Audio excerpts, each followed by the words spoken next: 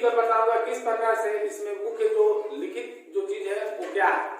ठीक है, इसे मान लीजिए कि आपका ये पेज हो गया। ठीक है, मैट्रिक बोर्ड में इस प्रकार से पेज मिलता है, जिसे मान लीजिए इधर भी चौथाई होता है। आप लोगों को बता देता हूं अभी, ताकि आप लोगों को कोई भी दिक्कत न हो।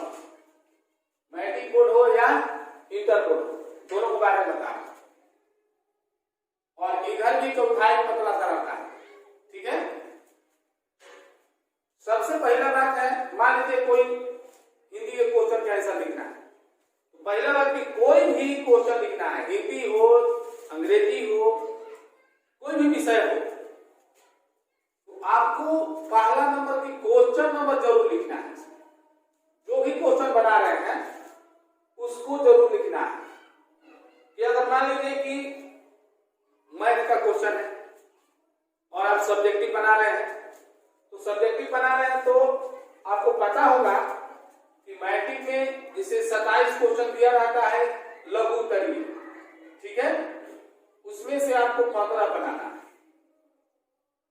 तो आप 27 में से 15 कोई क्वेश्चन आप बना सकते हैं। ठीक है, तो मान लीजिए कि आपको पहला क्वेश्चन याद है, पहला क्वेश्चन बना लिए, दूसरा तीसरा क्वेश्चन नहीं याद। ठीक है, तो दूसरा तीसरा नहीं बना, फिर चौथा बना, चौथा क्वेश्चन नंबर डाल देंगे। चौथाई में डालना बहुत ही जरूरी है, लेकिन जो याद है उसको ही पहले बनाना। मान लीजिए कि ऐसा नहीं करना चाहिए कि मान लीजिए कि आपको 26वां क्वेश्चन याद है, तो शुरू में ही 26वां क्वेश्चन नहीं बनाएंगे। क्योंकि अगर 26वां बनाएंगे तो फिर आपको तो और भी क्वेश्चन बनाना है, तो फिर 26वां बनाने के बाद मान लीजिए कि चौथा बनाने लग जाएंगे, तो देखने वाले जो टीचर है वो कहेंगे कि मान लीजिए कि आपको चौथा क्वेश्चन जब याद है तो 26वां शुरू में क्यों बनाए। तो वहां पर मेरी नंबर आने में दिक्कत हो जाएगी। ठीक है, तो इसलिए दो क्वेश्चन छोड़ दीजिए, मान लीजिए कि दूसरा और तीसरा छोड़ दिए, फिर उसको बनाना नहीं। इसके आगे बढ़िए, मान लीजिए 5वां याद है, 6ठा याद है। ठीक है, बनाते जाइए। आपको देखना है कि 10-15 क्वेश्चन ही बनाना है। ठीक है, ये तो हो गई मैथ की बात। और इसी प्रकार से जो सब्जेक्टिव है दीर्घ उत्तरीय क्वेश्चन मैथ में, तो उसका भी इसी प्रकार से आप बना सकते हैं। ठीक है, तो आपने ये सीखा कि कोई भी क्वेश्चन जो है क्वेश्चन नंबर जरूर लिखना है, कोई भी विषय। अच्छा, हम मान लीजिए कि हम हिंदी के क्वेश्चन बना रहे हैं और कोई क्वेश्चन है, मान लीजिए चौथा क्वेश्चन। ठीक है, चौथा क्वेश्चन का पहला और इसका उत्तर देना है, और ये दीर्घ उत्तरीय क्वेश्चन है। तो दीर्घ उत्तरीय क्वेश्चन है तो किस प्रकार कोई भी चीज हम लिखेंगे तो कैसे लिखेंगे। चौथाई है, चौथाई के बाद आपको उसको पढ़ा हो मिलेगा, आपको पढ़ना नहीं। ठीक है, चौथाई से कम 1 से 1.5 इंच छोड़कर पहला लाइन जो लिखना है, ध्यान दीजिएगा, जो पहला लाइन लिखना है 1 से 1.5 इंच छोड़कर स्टार्ट करना है। यहां से स्टार्ट कीजिए, आप उत्तर लिखना स्टार्ट कर दीजिए। ठीक है, ये खड़ी पैर हो गया, मान लीजिए कुछ होगा। फिर दूसरा लाइन जो रखना है वो पूरा चौथाई में सटाकर यहां तक लिखना है। ठीक है, इसको लिखते जाए। ठीक है, आप उत्तर लिख रहे हैं, मान लीजिए ये आकर यहाँ पर लाइट हो गया। अब इसके बाद मान लीजिए आपको पैराग्राफ चेंज करना है, तो पैराग्राफ चेंज करना है तो क्या करना है। कुछ विद्यार्थी को हम ये देखते हैं कि पैराग्राफ चेंज किया, जिससे यहाँ लाइट किया ना, यहाँ से स्टार्ट करना। ये बिल्कुल गलत सिस्टम, गलत नियम। यहाँ से स्टार्ट नहीं करना। आपको अगर पूरा यहाँ तक आ गया, थोड़ा सा जगह है, तो आप एक लाइन पूरा छोड़ दीजिए, और छोड़ने के बाद जितना यहाँ पर छोड़े हैं शुरू में उतना ही छोड़कर यहाँ से लिखिए। ठीक है, अब यहाँ से फिर स्टार्ट करते हैं, पैराग्राफ चेंज हो गया।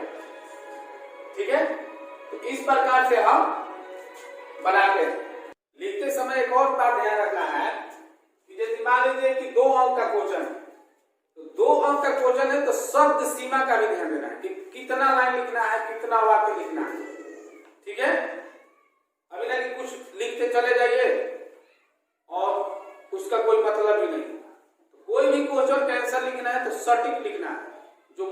कारण है वो चीज को लिख देना है, ठीक है। और जैसे मान लीजिए कोई क्वेश्चन होता है 2 अंक में दिया है लघुत्तरीय में, जैसे मान लीजिए हिंदी क्वेश्चन है कि लेखक ने बहादुर को घर से क्यों लिखा।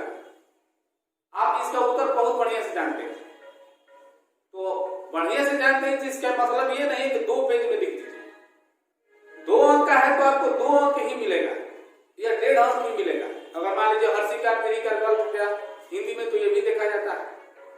तो इसीलिए उसको सटीक लिखिए कि मुख्य जो कारण है क्या, वही कारण लिखकर आप आंसर को लाइट कर दीजिए। जैसे मान लीजिए आप लोगों को कोई पत्र लिखना है, आवेदन पत्र लिखना है, एप्लीकेशन या लेटर लिखना है, तो किस प्रकार लिखेंगे, ठीक है। थोड़ा समझा देते हैं। मान लीजिए इधर का युग है, ये जो चौथाई जो हम दिए हैं इधर का, ये मैट्रिक बोर्ड के जो कॉपी मिलेगा आपका इधर साइड में रहेगा, ठीक है, और इधर भी रहेगा। तो आपको इस चीज से आगे नहीं जाना, ध्यान दीजिएगा। कोई भी हिंदी लिख रहे हैं तो इसके आगे नहीं जाना, बस उसके अंदर में ही लिखना है, ठीक है। जैसे मान लीजिए कोई लेटर लिखना है, तो आप लेटर लिख रहे हो तो कहाँ लिख रहे हो, एग्जामिनेशन हॉल में, परीक्षा भवन में। तो अगर हिंदी में लिखेंगे या एप्लीकेशन लिखेंगे या लेटर लिखेंगे तो आपको यहाँ पर एग्जामिनेशन हॉल लिखना होगा, एग्जामिनेशन हॉल मान लीजिए लिख दिए, और उसके बाद यहाँ पर डेट डाल देना है, ठीक है। अगर मान लीजिए कि आप हिंदी में कोई लेटर लिख रहे हैं या आवेदन पत्र लिख रहे हैं, तो आपको यहाँ पर क्या लिखना है, परीक्षा भवन, परीक्षा भवन लिखना है, और यहाँ पर दिनांक डाल दीजिए, ठीक है। और इसके सामने अगर मान लीजिए कि लेटर लिख रहे हैं तो यहाँ से स्टार्ट कीजिए। मान लीजिए पिताजी के पास लेटर लिखना है, तो आप यहाँ पर लिख दीजिए पूज्य पिताजी, ठीक है, चरण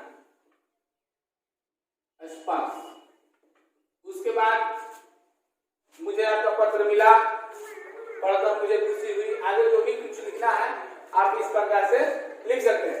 और पत्र में आपको एक चीज ध्यान देना है, मान लीजिए यहाँ पर आप लिख दिए कि आपका प्यारा पुत्र फलाना कुमार, ठीक है। और यहाँ पर आपको एक ये जरूर चीज बनाना है, जो स्टाम्प, यहाँ पर स्टाम्प दीजिए, टिकट लिख दीजिए, ठीक है। और जहाँ भेजना है फूल लिख कर यहाँ पर नाम डाल दीजिए, XYZ आरा पटना कुछ भी, ठीक है। और जो आप यहाँ से लिखे हैं फ्रॉम लिख दीजिए, ठीक है।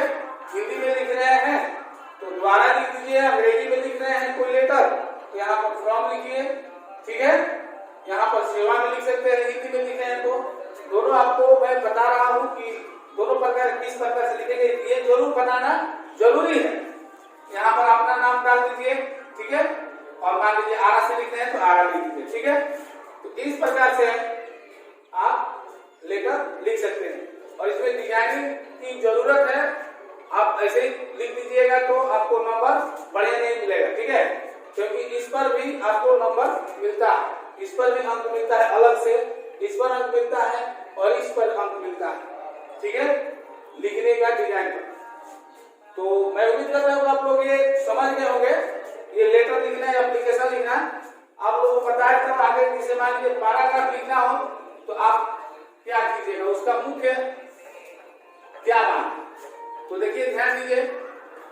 जैसे मान लीजिए कि आपको पैराग्राफ लिखना है, पैराग्राफ में करना क्या है, आपको हेडिंग जरूर देना है। मान लीजिए महात्मा गांधी पर पैराग्राफ आया है या द गंगा पर आया है, तो आपको हेडिंग जरूर देना है। हिंदी में अगर मान लीजिए निबंध है तो जिस पर निबंध लिखना है वहां, जैसे मान लीजिए निबंध है विज्ञान वरदान या अभिशाप, तो आपको यहाँ हेडिंग जरूर देना है।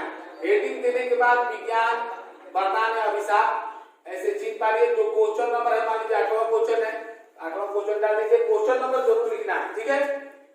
और हेडिंग जरूर देना है, हेडिंग देकर तब जाकर के जो नियम हम बताए थे जिसे क्वेश्चन है तो शुरू में एक दिन छोड़कर लिखना स्टार्ट कीजिए, फिर दूसरा का लाइन पूरा रखना है।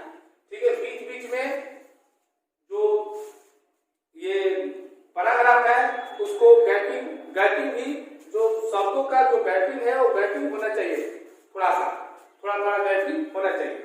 ठीक है, आगे बीच में पैराग्राफ चेंज कीजिएगा तो जितना शुरू में यहाँ पर छोड़े हैं उतना ही छोड़कर फिर पैराग्राफ चेंज करके, ये मैं पहले बता चुका हूँ। ठीक है, तो ज्यादा समय लेने की जरूरत नहीं है। और अनुच्छेद लिखना है, मान लीजिए संस्कृत में अनुच्छेद आता है, जैसे मान लीजिए हिमालय पर आ गया, तो अनुच्छेद में भी आपको हेडिंग जरूर देना है। विद्यार्थी हेडिंग नहीं दे पाते हैं, हेडिंग नहीं देते हैं और इस वजह से कुछ नंबर कम हो जाते होंगे। ठीक है, मैं आप लोगों को बताना चाहता हूँ, जैसे मान लीजिए कि जो एप्लीकेशन होता है या आवेदन पत्र होता है तो उसमें यहाँ टिकट बनाने की जरूरत नहीं है। ठीक है, एप्लीकेशन या आवेदन पत्र में ये यहाँ पर बनाने की आवश्यकता नहीं है। ठीक है, ये सिर्फ लेटर में बनेगा और यानी कि पत्र में बनेगा। और अगर मान लीजिए सोशल साइंस का है क्वेश्चन पेपर है सोशल साइंस का, तो सोशल साइंस के पेपर में अधिक से अधिक जो क्वेश्चन लिखना चाहिए तो टू द पॉइंट लिखना चाहिए। अगर पॉइंट से लिखेंगे, जैसे मान लीजिए कि आ गया कि कार्ल मार्क्स की जीवनी लिखे, या कोई और आ गया कि कुस्तुनिया के पतन के कारण बताइए, तो आपको जैसे मान लीजिए लिखना है कि कुस्तुनिया के पतन के अनेक कारण हैं, तो नंबर 1 फिर ये आर्थिक कारण, नंबर 2 सामाजिक कारण, राजनीतिक कारण। कहने का मतलब है कि पॉइंट देकर अगर आप क्वेश्चन का आंसर लिखेंगे तो आपको अधिक से अधिक सोशल साइंस में भी नंबर आ सकते हैं। ठीक है, तो अगर आप हमारे YouTube चैनल पर नए होंगे तो चैनल को सब्सक्राइब करके घंटी को दबाना न भूलिएगा। ठीक है, तो आज के लिए इतना ही, अब अगले वीडियो मिलेंगे, तब तक के लिए जय हिंद, जय भारत।